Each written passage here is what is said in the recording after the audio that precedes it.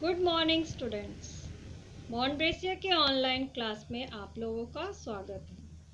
मैं आप लोगों की हिंदी लिटरेचर में स्टैंडर्ड 8 में आप लोगों को मित्रता पढ़ा रही थी।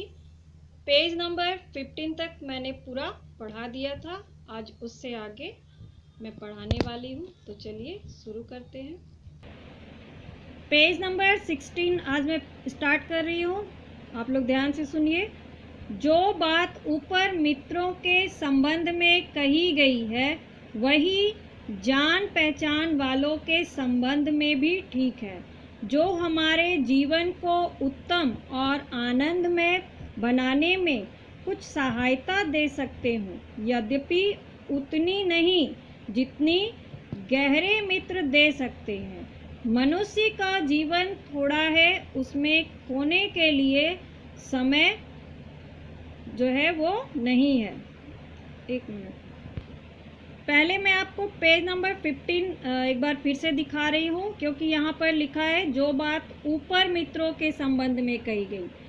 तो देखना चाहती हूँ आप लोग को वो याद है या नहीं, देख लीजिए। यहाँ पर पेज नंबर 15 का लास्ट पैरा में क्या मैंने आप लोगों को बताया था कि मित्रों के ऊपर हमें पूरा विश्वास होना चाहिए। और विश्वास किस तरह का, जैसे रामायण में सुग्रीव को श्री राम के ऊपर था। उन्होंने जो है विश्वास कर लिया था कि अगर उनके लिए कुछ कर सकते हैं तो वो राम ही कर सकते हैं। तो वही चीज़ यहाँ पर आप लोगों को बताया गया, ठीक है। अब उसके आगे देखिए कि मनुष्य का जीवन थोड़ा है, उसमें खोने के लिए समय नहीं।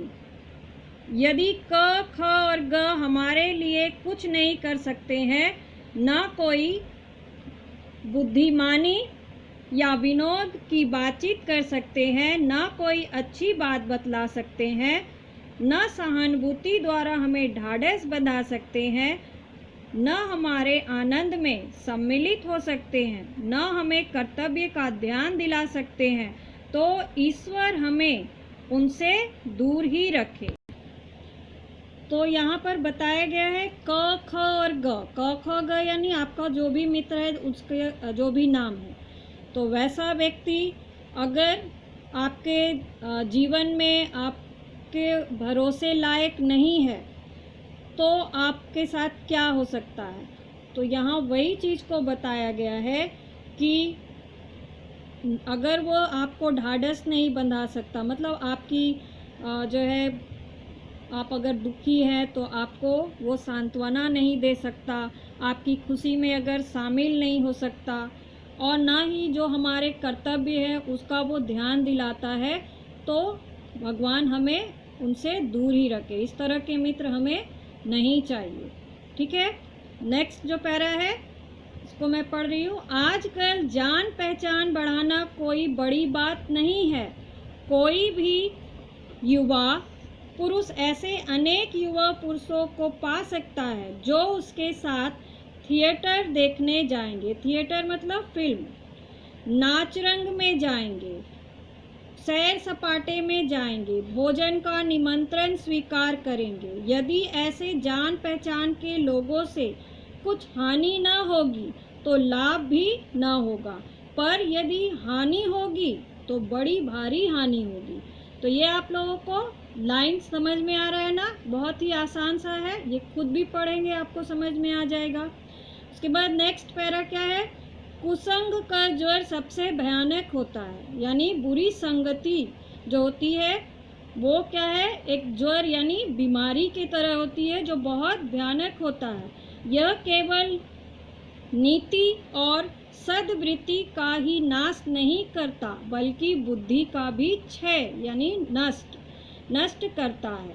किसी युवा पुरुष की संगति यदि बुरी होगी तो वह उसके पैरों में बंधी चक्की के समान होगी, जो उसे क्या करेगी, दिन रात अवनति यानी नीचे की ओर, अवनति के गड्ढे में गिराती जाएगी। और यदि अच्छी होगी तो सहारा देने वाली बाहु के समान होगी, यानी बाह के समान होगी, जो उसे निरंतर उन्नति की ओर उठाती जाएगी।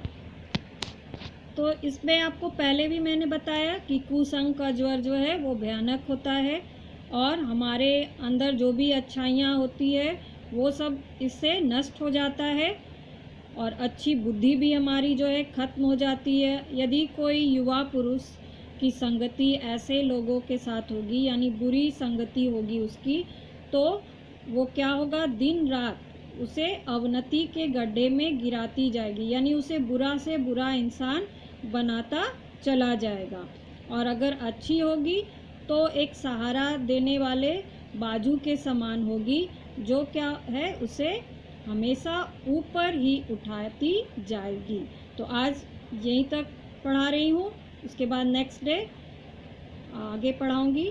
तो होमवर्क आप लोग का वही है, आप लोग इसे फिर से एक बार रीड कर लें। Thank you.